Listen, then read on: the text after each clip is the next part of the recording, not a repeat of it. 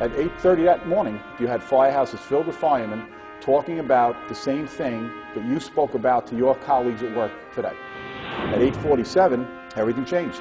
And these firefighters that went in there did not know that they were going into a war. That wasn't in the game plan when they got off those fire trucks. They were going to put out a fire.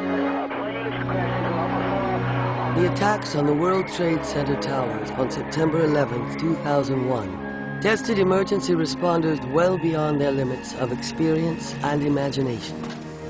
As the first 911 calls poured in, New York City firefighters, police, and emergency personnel, whether on duty or off, rushed to Lower Manhattan. Well, that's confirmed. We have fire on several floors of the World Trade Center. Unaware of the impending collapse of both World Trade Center towers, their sole focus was rescue. As first responders searched for and evacuated victims, the intense heat rapidly distorted and weakened the massive steel giant.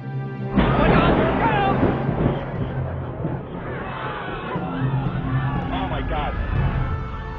Within hours, emergency and support personnel across the nation and the world responded to New York's call for help. It would become the greatest rescue and recovery mission in the nation's history.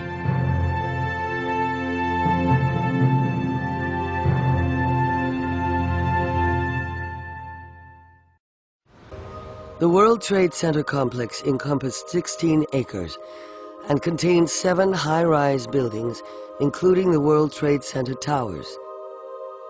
Home to hundreds of international businesses, the Twin Towers were icons of economic success and symbols for New York City and its famous skyline.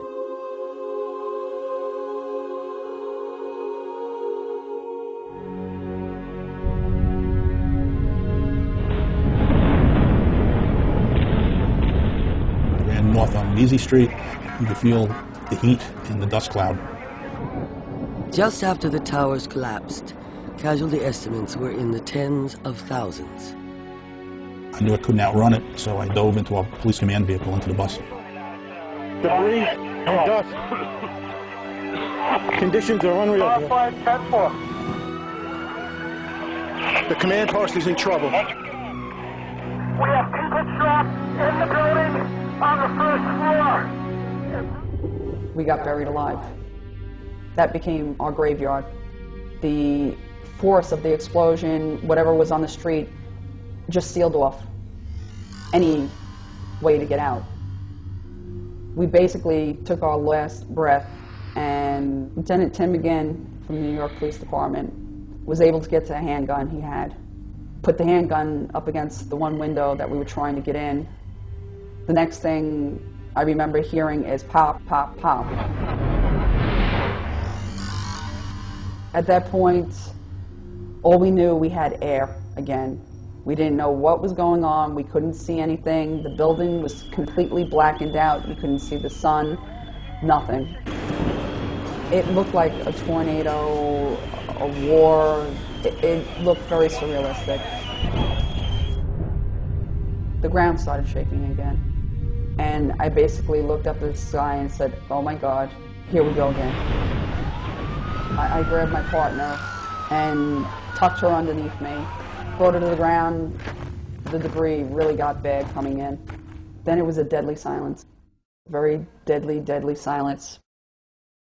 I was thinking I have to get the people together and start getting communications together and see what we have to do to go in to create an operation, what's needed to do a rescue. That was what's on my mind. Joseph Morris, retired chief of the Port Authority Police Department, is no stranger to disaster. Having responded to the 1993 World Trade Center bombing, Morris was well aware of the importance